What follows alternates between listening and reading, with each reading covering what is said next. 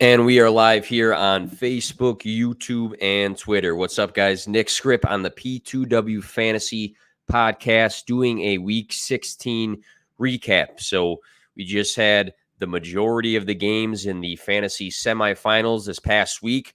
A lot of ups and downs, some surprises. It's been a wild run, to say the least, especially with all of the injuries and the COVID-related news.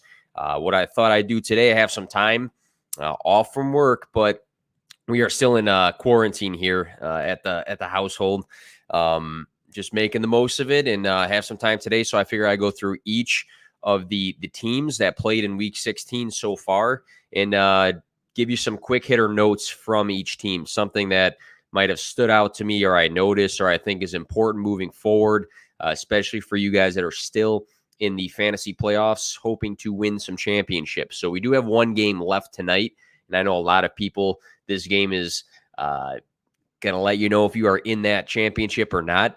But we'll recap pretty much everybody else here, team by team. I have a slide up here. I'm all creative now. I got the studio up and going. Stick with me. We're going to go through every single team and some notes on each of them.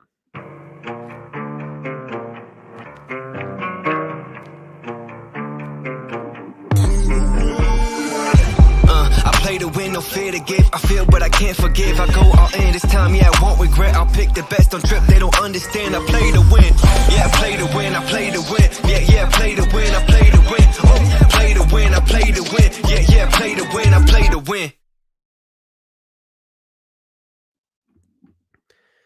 All right, so if you are tuning in right now, as I said before, going through each of the teams that played in Week 16. I'm all creative now. I have a monitor, so I'm like really updated here ahead of the game. So we'll go through each team, just some quick notes, and should be a good show here. Try to run through things fairly quick here. All right, so looking at the Arizona Cardinals, something that stood out to me. I'm going to say Zach Ertz is the biggest fantasy beneficiary, if I can spell it right, to no Hopkins. So for Zach Ertz, both him and Christian Kirk have been seeing some good targets the last 2 weeks now that we know that DeAndre Hopkins is out of the picture. We'll actually fix Zach Ertz's name. And if you're tuning into the podcast version, you can check this out on YouTube, but I have a screen going just with some of my notes here. But Zach Ertz, 23 targets the last 2 games. That is huge. Seeing the consistency of 11 and 13, so 2 games above 10 targets in a row now, I think that's big for you if you are playing him for the fantasy championship, because we know that the tight end position is very up and down outside of the top dogs. But seeing Zach Ertz 2 weeks in a row now, being productive with targets, he's had 13.4 exactly the last 2 games, which is a wild bit of consistency in itself right there. Seeing that without a touchdown is even more of a big sign, because he's having these games where he's seeing over 10 targets for one. And then for 2, he hasn't scored in the last 2 games. So seeing that he scored about 13 points, add another 6 plus the catch to a touchdown, and we're talking some big weeks there. So Zach Ertz stands out to me, just seeing his production and consistency the last 2 weeks with no DeAndre Hopkins. All right, for Atlanta, got to mention the guy, the rookie, the kid, Kyle Pitts, catching stride. So things are looking good for Kyle Pitts right now. The last 3 weeks, I'd say most specifically, 61, 77, and 102 receiving yards. I think that displays what we should probably expect moving forward out of Kyle Pitts. He's a rookie. He's just getting his NFL reps now. But seeing these 3 games in a row with good receiving yards is a good sign for what's to come for probably the rest of his career. He's extremely athletic. We know this. But seeing him get involved in this offense, get the yardage, and get the fantasy points, that's what we like to see, because we know the Falcons are not the best of offenses. Matt Ryan has not been the most consistent guy, but three weeks of Kyle Pitts doing some Kyle Pitts things is good. He had 16.2 this week. He's had 5 straight weeks of 6 or 7 targets. So maybe not getting the same target share as like a guy like Mark Andrews is, but seeing that he's getting the targets, he's getting the yardage, good sign for Kyle Pitts moving forward. there was weeks before where you kind of question, like, hey, do I play Pitts or do I take a shot at somebody else? And we mentioned Mark Andrews before. We'll go right into him again. Mark Andrews continues to tight end one. So what I mean by that is this guy is going off and letting everybody know that he is a tight end one right now. I know it was a race before between him and Travis Kelce. Unfortunately, Travis Kelce just missed in this last week. But looking at the last 3 games for Mark Andrews, he is winning weeks, man. I mean, if you have your tight end slot for fantasy scoring, 28.5, 35.6, and 26.5. Those scores the last 3 weeks gives your team a huge cushion. So I know the tight end position has been frustrating. You know, we've had weeks where we didn't have George Kittle. We've had weeks where Kelce was down and now he was out this past week. We've had weeks where we've had guys, go off and then they're completely quiet the weeks after. But seeing Mark Andrews catching stride in the fantasy playoffs is everything you want in a tight end. 8 games since the bye, only 2 have been under 10 targets. And those 2 games were 8 and 9 targets. So the targets are there. The fantasy production is there. And it doesn't really matter who's the quarterback because it's been Lamar Jackson. It's been Huntley. It's been Josh Johnson. So he's had 3 different guys, but he's still been productive with all 3 of those quarterbacks. So great sign for Mark Andrews doing tight end one stuff. I have a little bit of a question here, and I guess it really just depends on who is healthy. But looking at the performance here, Isaiah McKenzie for the Buffalo Bills, is he a waiver wire pickup?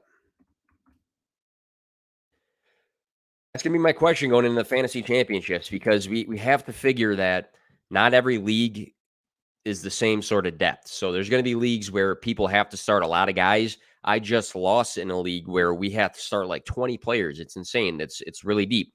I'm also in another league that's just strictly 2 running backs, 3 wide receivers, a tight end, and a flex. So it's a small starting spot. But Isaiah McKenzie in this last game, he was great. I mean, 11 catches on 12 targets. So super efficient with everything he was getting.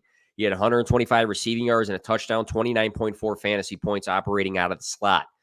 Now, this was without Gabriel Davis. This was also without Cole Beasley in this one.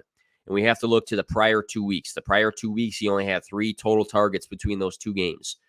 What's interesting is Atlanta is coming up this week. We know that's a plus matchup for wide receivers. So seeing a guy come in with his opportunity, gets 12 targets, 125 receiving yards. He has a huge fantasy day. I would keep your eye on Isaiah McKenzie. I think it has to be dependent on who is there and who's not there. We've seen Emmanuel Sanders. He played, didn't do a ton, but he gets banged up pretty often. Cole Beasley was not in the mix. Gabriel Davis was not in the mix. So if they are missing guys again, we know that this is a good offense. And seeing 12 targets, I don't think that's the biggest fluke of all time, especially seeing that he caught 11 of them. All right, next one, Carolina. I need to be consistent with these. So let's go Buffalo for that last part. Carolina, here's my question, or here's maybe my statement, I guess. They need to shy away from Carolina altogether in week 16. So it's interesting because it's a team full of guys that have had some decent fantasy weeks. Even Robbie Anderson just had a decent week. What was it, 2 weeks ago? Cam Newton had, some relevance. DJ Moore had a bit of a bounce back season, but now 0 players this past week scored 12 fantasy points. The QB situation, I don't know how to approach this at all. Both Sam Darnold and Cam Newton played.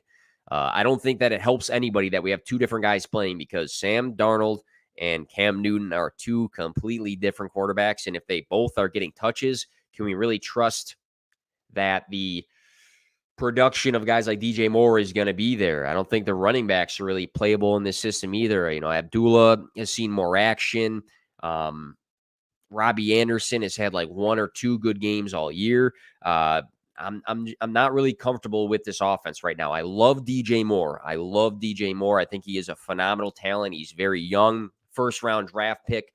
But this whole situation makes me a little sketchy, especially seeing like Matt Rule say something along the lines of not knowing who's going to be the starter, basically, or how that's going to shake out. So Carolina is a weird situation right now, and my feeling right now is, I guess it's depending on your team, but I'd have a hard time trusting anybody right now, seeing the way that this offense just operated this past week.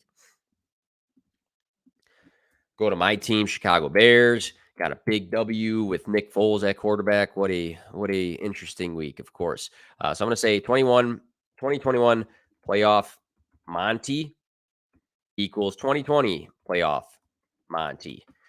Dave Montgomery, the guy you can trust in this offense. Mooney had some nice weeks for like a 3-week stretch, and then things have changed. Obviously, we had Fields, had Dalton, now you have Foles.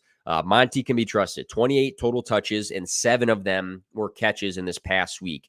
That is huge for David Montgomery because if you remember, that used to not be a thing. It used to be Tariq Cohen getting the catches out of the backfield, and Monty was capped because of that ceiling, or his ceiling was capped because of that.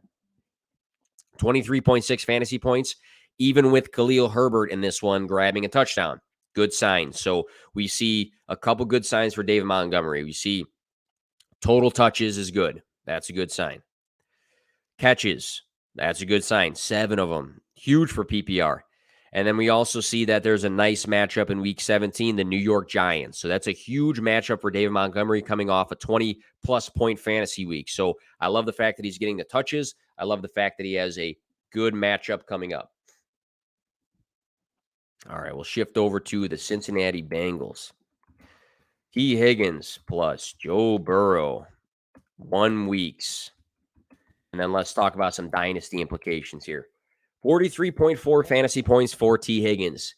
I am one of the people that he saved me completely in a matchup. I tweeted out today, I have a 5-9 team that made the playoffs because the top 3 teams make playoffs for this league.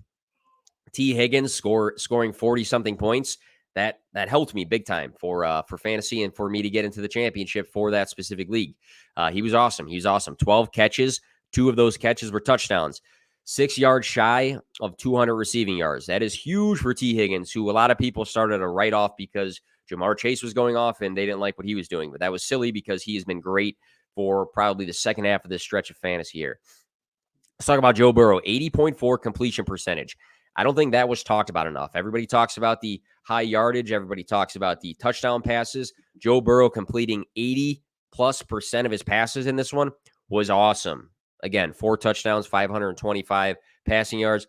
Seems pretty good too. If we look at his offense in general, 17.5 plus fantasy points for all of these guys. Tyler Boyd, Jamar Chase, T. Higgins, and Joe Burrow. That is great. That is great. That means that this offense gives you vibes of like Tampa Bay when they were all healthy, where we had like 5-6 guys scoring great for fantasy. Good signs for dynasty. Before this though, this game, 5 games above 20 fantasy points for Burrow and 4 under 13.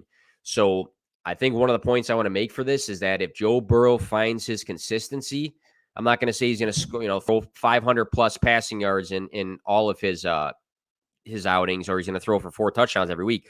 But if he can find some consistency, I think that he is going to be a guy that has a massive jump in dynasty, and he should. I mean, T. Higgins and Jamar Chase in this offense. Tyler Boyd is not a dud. Tyler Boyd is a stud wide receiver.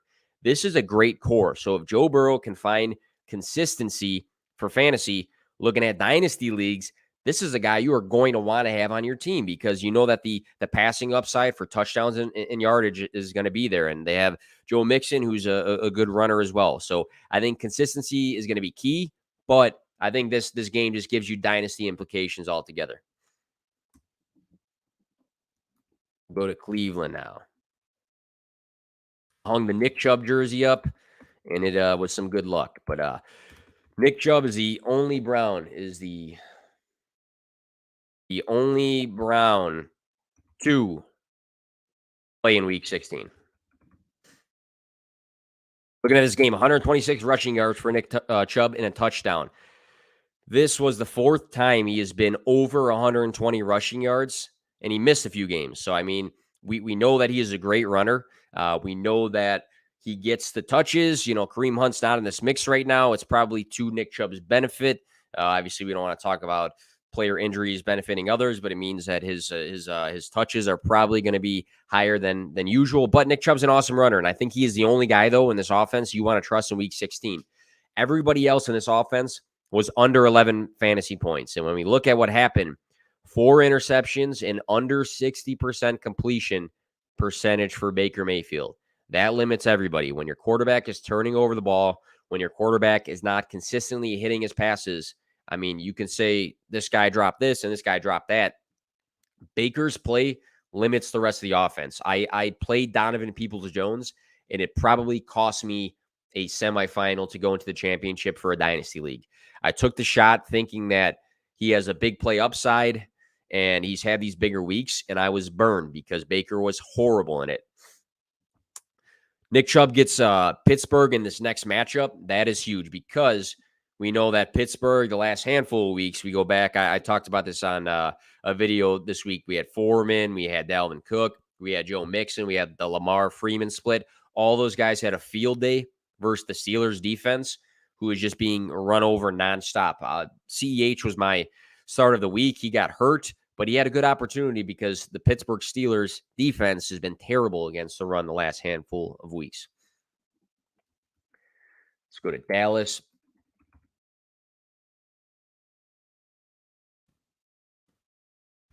X bounce back was massive. We needed it. You know, Dak Prescott is a guy I questioned on Twitter. I said, can we even trust this guy after what he's done recently? He had 3 straight games, Dak Prescott, before this, under 12 fantasy points. He comes out in this game, 31.3 fantasy points. So this was huge for Dak because he had a lot of down weeks. He's been performing under the expectation that we've all had for him, strictly for fantasy purposes. We know that the defense has stepped up. They can run the ball at times, and sometimes they don't need him to throw the ball 60 times. But we've missed this Dak, and this Dak, 31.3 fantasy points, that was huge. We needed this Dak. We needed to see this sign again. They play Arizona this week. It's going to be a tough matchup. We know that, I just talked about the Bengals offense. They got great receivers, good quarterbacks. The same thing for the Cowboys. You got a great quarterback. You got the likes of Amari Cooper and CeeDee Lamb and Michael Gallup, and Dalton Schultz has been good this year. There's a lot of good pieces to this offense. So we know that the ceiling is there. It just comes down to consistency. So hopefully this big week for Dak is a good sign for things to come in the championship round, week 17. He plays the Cardinals. It's going to be a tougher matchup. We're going to hope that they have to kind of lean on the passing game in this one. That would be to the benefit of fantasy managers. Amari Cooper and Dalton Schultz highlighted this one. Both scored over 20 fantasy points. All right, we'll go to the Denver Bronco, and I'm going to say the Javonte Melvin Gordon split was terrible. All right, it's already frustrating enough that these guys are splitting work, but now we saw a game where neither one of the guys had 10 touches for one. Javonte had 9, Melvin Gordon had 8. It was in Javonte's favor by 1 touch, but it wasn't enough. Javonte was saved by a touchdown. Both of those guys rushed the ball terribly. Melvin Gordon had -4 yards, and Javonte had 12 rushing yards. I still have faith in Javonte Williams against the Chargers. He scored. He continues to get some passing work. I think that the matchup versus the Chargers should be a good one where, he had a down week where he only scored 10 fantasy points. But, we've seen plenty of signs through the weeks of the good that in the championship week, he's still a guy you can play. And I'm thinking that unless your team is berated by injuries, that Javonte Williams is a guy you probably were flexing anyways. But I still think that, seeing those 20-plus fantasy weeks, we should have some faith in him. Last note on Denver, cut. I mean, if you need to make a roster decision for redraft leagues, cut Sutton and Judy because neither one of those guys should be played. They just can't be played. It's been frustrating. I know a lot of people like Cortland Sutton. I really like Jerry Judy. Can't play either one of those guys. So if they're eating up a roster spot and it's just a redraft league, why waste a spot on one of them? Go block a move for your opponent in the championship if you are in it. All right, so we'll go to the Detroit Lions. I'm going to say Amon-Ra equals set it and forget it if I can spell it. On-Ra St. Brown, set it and forget it. I posed the question, and I'm guilty of it. I said, Amon-Ra St. Brown this week, or are you going to play Josh Palmer? And my decision was Josh Palmer, which it didn't kill me completely because Palmer had 15 fantasy points. But Amon-Ra, yet another week, and he was awesome. And he's quarterback proof, I guess, because Tim Boyle was under center and it didn't matter. 26 fantasy points for Amon-Ra St. Brown, the rookie. The last 4 games, he's had 2 games for 12 targets, 2 games for 11 targets. Back-to-back games with 90 and 91 receiving yards. He is awesome. He is going to be hard to trade for in Dynasty, but in the offseason, it might be a guy where things die down and people don't have this recency bias that you try to include him in a deal and try to go and get him. I don't think he is going to be the wide receiver 1 for the long run for Detroit, but I think if he does operate as the wide receiver 2, he can be a solid dynasty asset. I think what we've seen consistently now for the last 3 weeks, just seeing good target share, good yardage, good fantasy production. Amon-Ra St. Brown, I mean, he's a rookie in an offense that a lot of people continuously rip upon. He's a guy that I'd be looking to try to aim for in Dynasty if you can. But again, it's hard to trade for guys when they have these massive weeks and find some consistency. Green Bay, team I got to talk about him, even if I don't like him. All respect to them. They're going to playoffs. My question to them, though, that I typed out here, can we trust Allen Lazard as a flex now? And we've seen this before. We've had this question multiple times in the past. We've seen times where he gets the involvement and then, he has an injury, or MVS has this weird week where he's like a stud. But seeing the connection through time for him and Rodgers, I think it's evident. Rodgers has in the past spoken up about Allen Lazard and said good things about him. 2 out of 3 of his last games, he scored a touchdown. Good sign. He's getting some looks in the end zone. Davante Adams, I'm sure, is like quadruple covered at times in the end zone. Speaking of Adams, he is the king of wide receivers. He went off for 33.4 fantasy points in this one. He is the man. He is an absolute monster and everything you would ever want in a wide receiver. We get so caught up. I feel like we get so caught up in the Justin Jeffersons and the Jamar Chases of the worlds that are young gun wide receivers, which we should, but respect Davante Adams and what he does. We should talk about Davante Adams a lot more than we do. And I know you'll say, well, a lot of people do. I mean, everybody knows he's good. Everybody does know he's good, but does he get the same hype as these young guys? I don't know. This guy's a freaking baller. But back to Allen Lazard. Can we trust him as a flex? Solid matchup coming up for the Vikings. So I wonder if MVS, if he's back in the mix, I think he hit the COVID list. Will he be a big impact on Allen Lazard? I don't know, but I'm seeing that Lazard again is getting the looks in the end zone. He has a connection with Aaron Rodgers. It's a plus matchup against the Vikings secondary. Might be a guy we can trust. Probably a waiver wire move. All right, we'll go to Houston. I've seen other people talk about it, but what about Davis Mills, man? I say Davis Mills should be the QB1 in 2022 for the Houston Texans. And a lot of people will have some pushback and say, well, this isn't their guy, and they didn't plan on him being the guy. But you know what? He's been good. He's been good in some games. I mean, he just played this past weekend without one of my favorite players, Brandon Cooks. It was no problem. He had 77.8 for his completion percentage. He threw for 254 passing yards. He's had 5 touchdowns in his last 3 games. And this last week, he's throwing the ball to Chris Conley and then rookies Nico Collins and Brevin Jordan. I like Collins. I like Brevin Jordan. If that is who a quarterback has to rely on, if it was anybody else, we'd probably be patting them on the back and saying, it's okay. You don't have what you need set up for you. But Davis Mills, 2 weeks ago, he went for 331 passing yards. 2 out of 3 of his last games, he's had 18 and change fantasy points. So he's been decent. So maybe it's more of a question mark. Is Davis Mills the QB1 for the Texans in 2022? It's not Deshaun Watson. Could it be Davis Mills? Could they build around him? I'm not saying he is the most elite of quarterbacks, but this guy is doing it under terrible circumstances. So I think he deserves a shot. They're going to have picks. They're going to have some money to play with. Do they build in other areas, because we always focus on the quarterback position for bad teams, but bad teams have holes in many, many places. And I think we need to sometimes look at the bigger picture when it comes to wide receivers. Quarterbacks and building teams.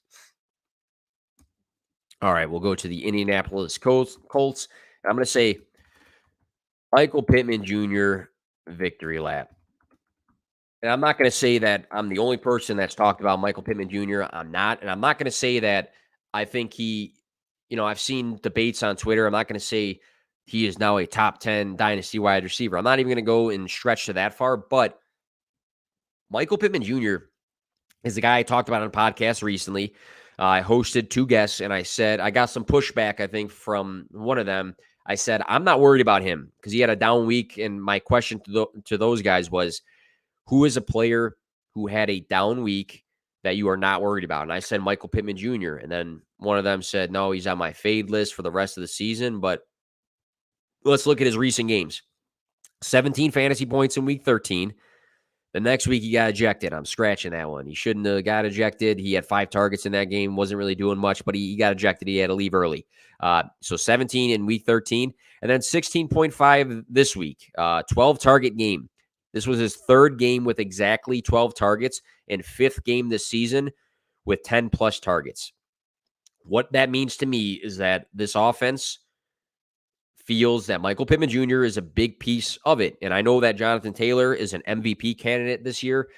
It's funny because he didn't have a good fantasy week, so we think he had a bad game, but he still rushed for over 100 yards on the ground. But this team, if this team wants to compete this year, the Colts, and they have looked pretty good lately, they need to be able to do both. Their whole game cannot be, Jonathan Taylor, hopefully 3 touchdowns in this one.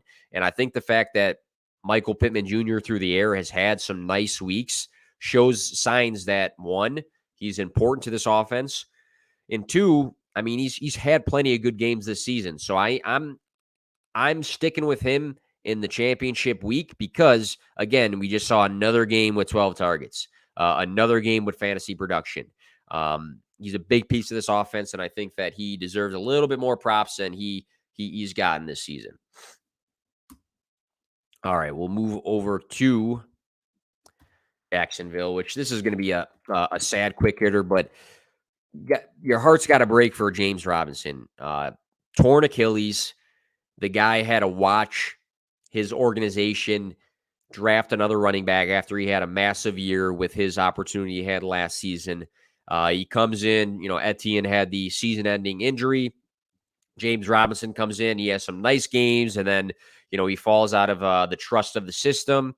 Urban Meyer is gone, but he was absolutely terrible for what he was doing with his offense. He didn't even know what the hell was going on half the time. Seeing that James Robinson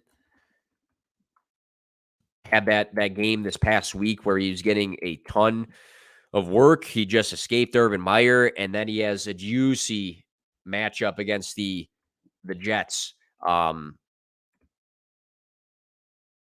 Your heart's got to break for the guy. I mean, it's terrible. You don't want to see anybody get injured, but seeing the roller coaster that this guy has gone through this season, you really have to feel for the guy. Dare, and I'm going to say it wrong. I put OG. That's his initials on my my shared screen here, but Dare Ugumbawale. So I'm going to just call him Dare here. Had a good day. 17 carries. He had 2 catches. He scored. He had 15.2 fantasy points. He's probably the next guy up in the system. I don't know what's up with Hyde, if he's done or if he's injured. I'm not interested in the backfield, in all honesty, against the Patriots. I think the Patriots are going to want Trevor Lawrence to throw the ball on them because he's been pretty awful this season. So I think that the Patriots are going to game plan around making Lawrence have errors in this one. I don't have a lot of faith in whoever ends up being the backup. I'm sure it'll be a waiver wire move for a lot of people, but maybe it's a move that you're doing just so your opponent doesn't have an extra running back. That might be the thing. All right, Kansas City. 1 week wonder, I'm going to say. Bingle over Hardman. I think these aspirations for Mecole Hardman to be a thing in Dynasty at some point need to go out the window because, anytime so many times we feel he has an opportunity to do something and he just doesn't have much of a game. And then he'll go 6 weeks of under 10 fantasy points, and then he'll have that random like 18-point game. And with Travis Kelce out, who was the guy that stepped up? Byron Pringle. He had 7 targets. He caught 6 of them. 2 of those were touchdowns. He had 25.5 fantasy points. Deep league guy. If you played him for whatever reason, he was huge. Kelce should be back. Tyreek Hill had a terrible day, but he just cleared COVID protocols for the week. 1 week wonder. So I'm not paying too much attention to what he did in this one or overthinking this whole situation. He's not going to make my waiver wire article or, video. All right. So Charger, I'm going to say Josh Palmer. Be a dynasty target, I think. I'm talking a little bit of redraft, preparing for this next week. Talk a little bit of dynasty here because we are finishing up the season. But Josh Palmer, when given the opportunity, has been good. I do want to shout out Justin Jackson going nuts in this game. 2 rushing touchdowns, 8 catches, 34.2 fantasy points. He probably helped you win your fantasy week if you did play him because that performance was huge. So Josh Palmer, though, going back to Josh Palmer, I don't want to dive too much into Justin Jackson because if Austin Eckler is back, he's taking the back seat. But Josh Palmer, 17.6 and 15.3 fantasy points in weeks 14 and 16 when given the opportunity. So we know this past game, there was no Mike Williams. There was no Jalen Guyton. You still have to make the plays. He's had 2 touchdowns in his last 3 games. His 2 good games, he had 7 and 6 targets. So give the guy the opportunity and he capitalizes and he looks good on the field. So he's a guy that is kind of behind the 8 ball because he has other guys in front of him right now. But when given the chance, Josh Palmer has been good. And I think that's a good sign for a rookie. And I don't think his price for dynasty is massive. And, Keenan Allen is not the youngest of guys. Mike Williams is so up and down. Jalen Guyton does a lot of running around and, occasionally catches a deep target. Josh Palmer being tied to Justin Herbert down the road might be somebody that I'd be trying to aim for in the offseason. Not right now after a decent week, but somewhere down the road in the offseason. All right, we'll go to the Rams. Sony Michel. Sony Michel might have been the key to some victories this week and maybe next week, seeing that Henderson suffered a knee sprain in this one. So Sony Michel in this Rams offense without Henderson should be in all lineups in week 17 for the fantasy playoffs. Sony Michel, here's his last handful of games, and he might be a key part of some winning teams right now. 21.9, 7.9, so not that good. 13.5, that's a fine flex, and 20.5. So 2 out of his last 4 games, he's had 20-plus fantasy points. The Rams offense, obviously, is a good one. He's going to be in good spots to score often. The last 2 games, we got to look at what he's averaged, too, though. 5.1 and 4.9 average yards per carry there. That's a good sign. He's running the ball well. He looks good. And there's been some games where he actually got some passing work, which is something we never thought we'd see for Sony Michel, but is actually a thing. So seeing him perform the way he has lately, he might be key to some victories here moving forward. And if you have him, you're playing him. Right. Las Vegas, I'm going to say, I got OCD when it comes to making sure things look good.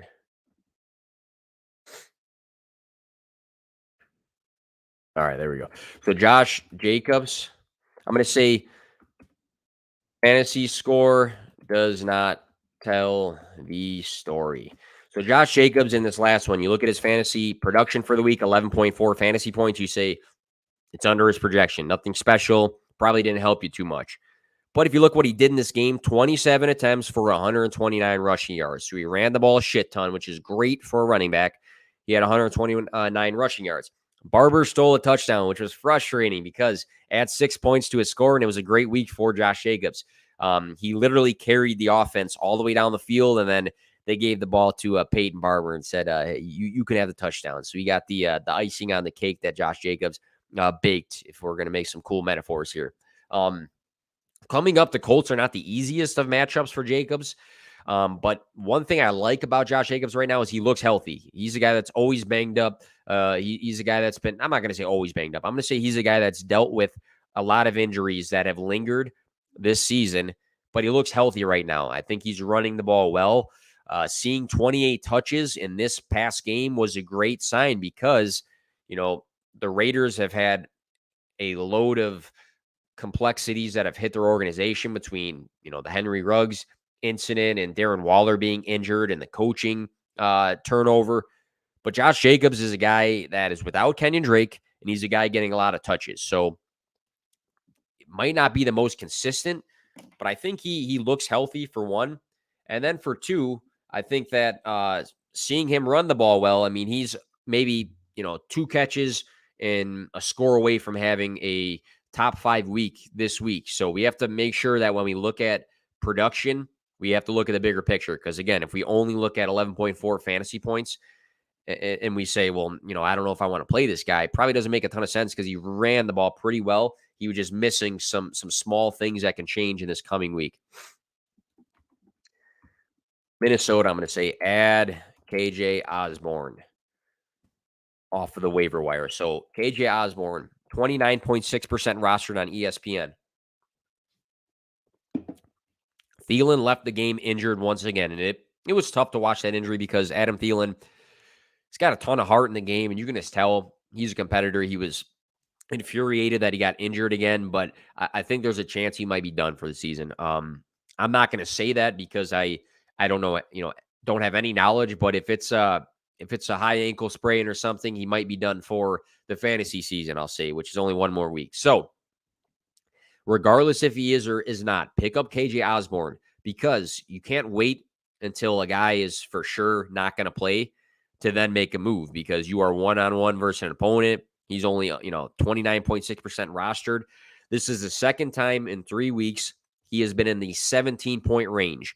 And when you are looking for a flex play, if your flex scores 17 fantasy points, that gives you a nice cushion because most flex are probably only projected like 9 to 11 fantasy points. So if a guy is going to give you 17 potentially, and he scored above that this season, that's somebody I want in my flex position. 3 touchdowns in his last 4 games. If Thielen is out, he's a strong flex. So go and pick up KJ Osborne off the waiver wire. All right, so for the Patriots, so New England, I'm going to say Harris is huge for week 16. Not sure what Ramondre Stevenson's status is going to be, but I have a feeling that the Patriots want to run with a hot hand. I feel like that's something we've seen in the past from Bill Belichick and this Patriots offense. 103 rushing yards and 3 touchdowns in this last game. I believe that the Patriots want to establish the run.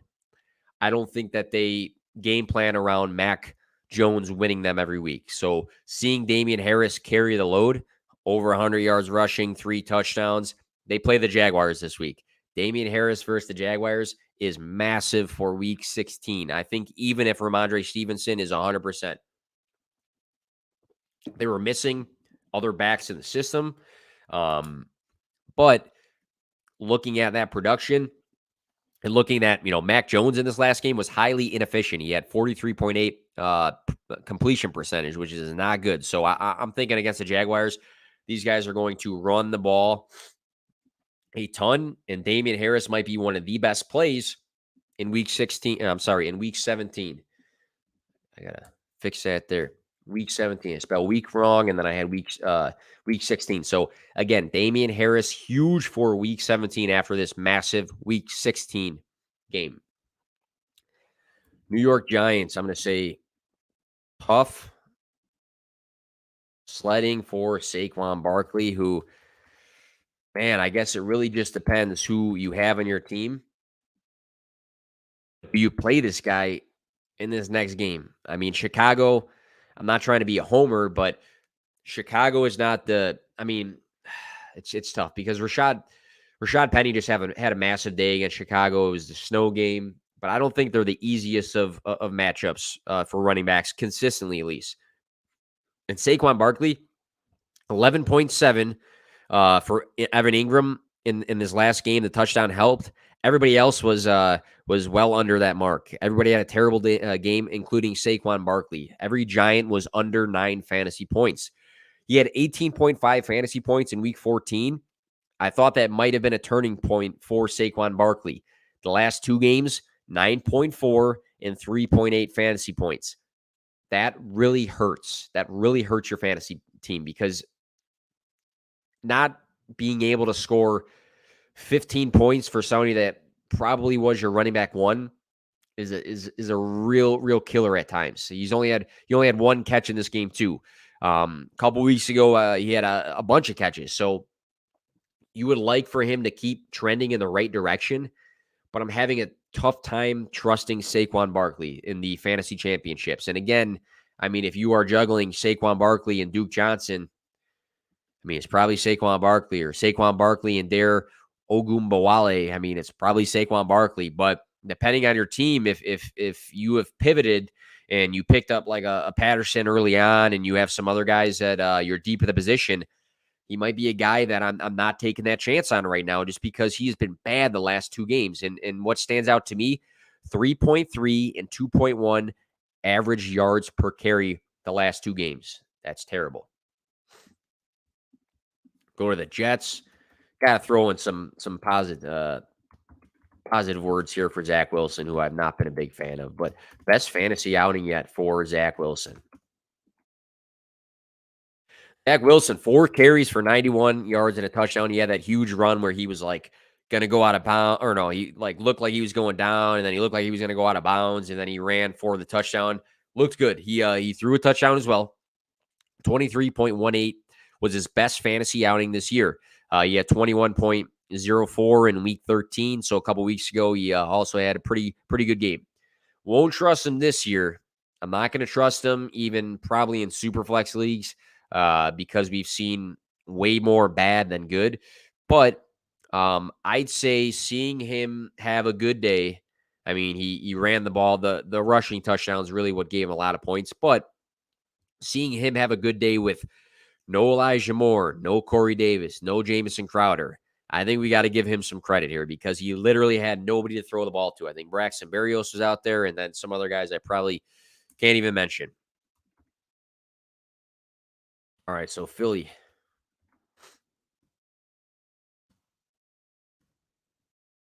I'm going to say Devonta Smith needs to keep building on this game. Devonta Smith, before this game, he had 4 weeks in a row under 11 fantasy points, which to me, for a wide receiver you expect to have some upside, was a terrible sign. 19 fantasy points, though, and he scored in this one. He had 80 receiving yards. This was the 5th time this year that Devonta Smith has had 19-plus fantasy points. Frustrating because we've seen a lot of good games. We've seen some games where he's had good targets. And then we see games where he has like 4 targets and he has a terrible week. So I'm hoping that he builds on this game because the next game, the matchup is great. They have Washington in the next game. It's a plus matchup for him. I think seeing this good game, I might just roll the dice and say, hey, 2 good weeks out of Devonta Smith, seeing that it's Washington up next, and I think he should be due for another big day. Next on the list, Pittsburgh. So Deontay Johnson, I'm going to say, has cooled off. I'm not worried. So some people would say, you should be worried. He's had 3 games in a row that have been below what we expect from him. But he sees targets nonstop. I mean, the guy this season, he's had 6 games with 18-plus fantasy points. He has great targets on a weekly basis. He's had 10 games of 10-plus targets. Don't get cute with your championship team with Deontay Johnson because the last 3 weeks, 15.3, 9.8, 15.1. I don't think people are going to bench him, but I think people are like now concerned because, Big Ben has struggled and they don't look great. I mean, Big Ben did struggle in this game versus the Chiefs defense, but we just saw 4 weeks ago, Deontay Johnson had a 30.5 fantasy week. And I think for the wide receiver position, he checks the number one box that's important to me, and that's consistent targets. And seeing 10 games of 10 plus targets, that's all I need to hear because he's had so many good games this season. Don't stress about Deontay Johnson. Don't sell him for the low or anything in Dynasty right now if you are not competing because you are worried about Big Ben, because I think there's a good chance that the quarterback situation, the offensive line gets better. And I think people need to start realizing that. All right, so Seattle, I'm saying DK Metcalf continues to go in the wrong direction. And I'll say plus Penny is a stud. So Penny was a stud in this one. We'll talk about him in a second. But DK Metcalf, he had 12.1 fantasy points in this game, which was terribly frustrating because he had that huge catch so early in the game, which was most of his fantasy points. He only had 2 catches in this whole game. He had that huge play, and I thought to myself after that, I said, today is the day versus my Chicago Bears. DK Metcalf is going to have himself a day, because when you score a huge touchdown like that early on in the game, it just paves the road for a huge day. And he only had 2 catches in this whole game. It's frustrating. It's frustrating. He had 5 targets in this game. He had 12 the game prior. This was his highest score in 7 games now. So DK Metcalf's best fantasy score in 7 games has been 12.1. It's been frustrating, man, because I feel like Russell Wilson has started to play better than when he first came back from the injury. I feel like we know that DK Metcalf is a monster, of an athlete, and he can have these huge games. But 7 games now of being just below average, it's been frustrating. He's been, for me, my most frustrating player that I roster, I think, is DK Metcalf. Opposite side of the spectrum here, Penny was great in this one. You'd hope that after a down week, he would bounce back, I guess. I think DJ Dallas was better last week, but in this one, 135 yards for Penny. He had a touchdown. He had 19.5 fantasy points. He had a down week. The week before that, he had 26.8 fantasy points. So 2 out of 3 of his last games, he has been awesome. I probably whiffed on some advice for him this week because I was concerned about the touches and the consistency in the backfield. But looking at his next game, he is another guy that is going to have one of the best matchups for championship teams in this coming week. He gets Detroit. He gets the Detroit Lions, who give up a ton of points to running back. So Penny may just be part of a lot of people's championships rosters coming this week.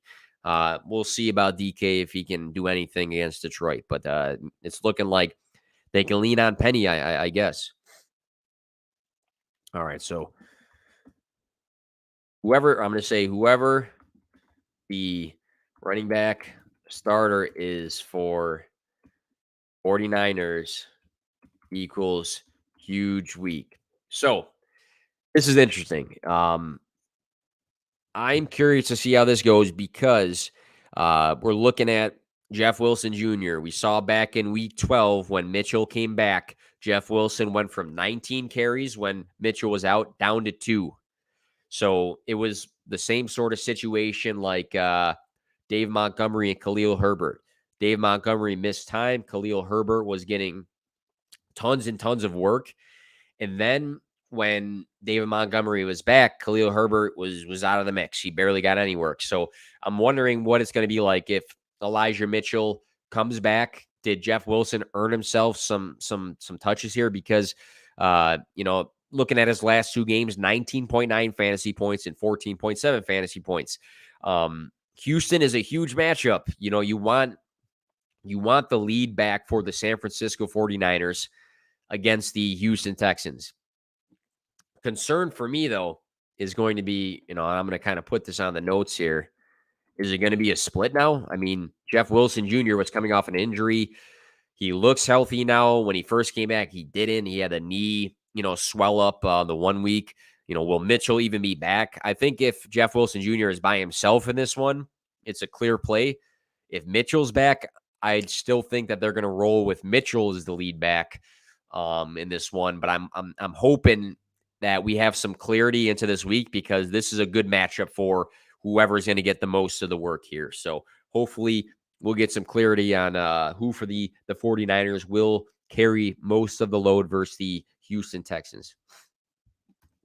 Almost done here. So Tennessee. Oh, we'll go to Tampa Bay first. I guess they come first. AB, I'm going to say was worth the stash. Also say it's a learning point. So Antonio Brown, I mean, he missed tons and tons and tons of games, right? He had 16. I'm sorry. Let me see. It's his first time playing since week 6. He had 10 catches for 101 receiving yards on 15 targets, 20.1 fantasy points. 15 targets from Tom Brady is massive for whoever it is. We know that Chris Godwin is done for the season with the ACL. Mike Evans was out of this game as well with the hamstring injury. If you held on to Antonio Brown through all of these games, he did not play in. I mean, it's the first time he's played since week 6. It was worth it. And we look back to those games where he was healthy. 3 out of 5 of those performances before he missed the time, he was above 23 fantasy points. The Brady connection is real.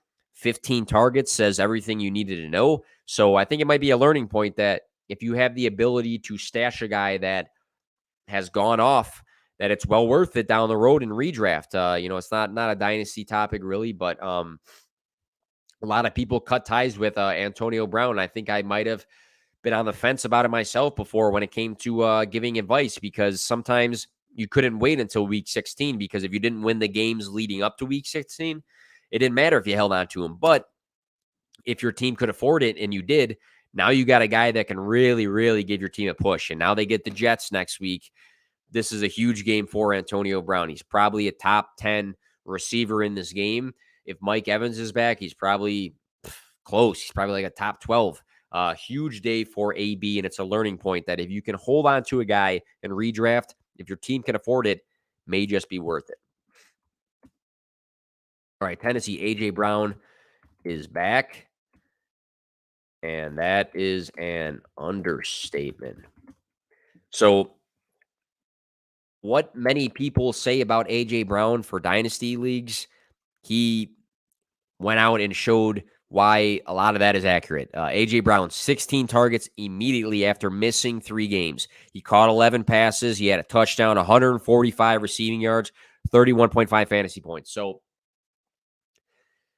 this is what we expect. This is what we want out of A.J. Brown. We want him to come out. We want him to bust open the field. We want him to stretch the field, get all the yardage, score, get 30, fantasy points. I mean, everything you wanted out of him, he did for you in this game. He has Miami next week. Have the confidence in him that he is going to give you everything you want. I mean, as long as he is healthy, I mean, we look at the rest of the receivers. Let's just look for fantasy purposes. The next best receiver for fantasy was Westbrook Akini, and he had 5.8 fantasy points. So a healthy A.J. Brown is a massive, massive, massive piece of fantasy rosters. And, what everybody wants him to do, he did in this game. So that was a great sign. Last one we'll talk about, Terry McLaurin. Are we out? I mean, if you have him on your team right now and you are going to the championship, are you out? 3 catches, 5 straight games under 10 fantasy points. 5 out of 6 of his last games, he's been under 12 fantasy points. Philly looks like a good matchup on paper, but in this game, they had 2 different quarterbacks play. They had Taylor Heineke, who was terrible. He's awful. And then they had Kyle Allen come and play. And I don't think either guy is what is going to help your Terry McLaurin stocks right now. Do we take a shot on somebody else to be a flex play instead of Terry McLaurin at this point? Again, I'll read it off again. 5 straight games under 10 fantasy points. 5 out of 6 of his last games, he's been under 12 fantasy points. This has been terrible because we see him as a talented wide receiver. Maybe not 150% of it is on the quarterback. Maybe he has to up his game a little bit, but it's just the situation is not great. The targets are not consistent. his production has been awful. So I'm wondering if you have the cushion in your fantasy championship next week, is he a guy that has to go to your bench? Because these games lately have done nothing for you. And I think you are chasing points at this time for something he's done, like, I don't know, 4 or 5 weeks ago. He did it once. And then before that, maybe like 7, 8 weeks ago. I don't have it in front of me, but he has been disappointing, to say the least. So again, went through every single one of the teams that played. I talked for too long. I'm hoarse. I'm coming off of COVID still. Talked for an hour by myself. But if you are making it to the fantasy championships, good luck, man. That is awesome. That is awesome. It's competitive. I know that's what everybody's goal is at the end of the day.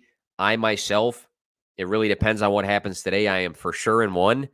And then I have two that I'm for sure not in. And then there's three that I have some sort of shot in, I think, 3 or 4. So at the end of the day, I could be in 4 finals or in just one. It's just fantasy. It's been such a crazy ride. At me on Twitter. Anytime you want some starts and sits for this coming week, even if you're playing for the third place game or something like that, I'm always quick to help people. We all swing and miss, but I'll give you my advice for that.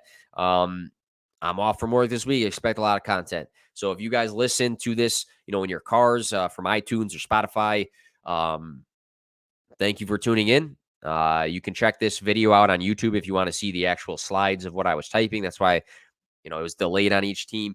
If you listen to this on Twitter live or YouTube, props to you guys, man. Again, I'm here if you guys want to shoot any sort of questions my way, but good luck, and let's finish this thing. Let's get some ships, guys.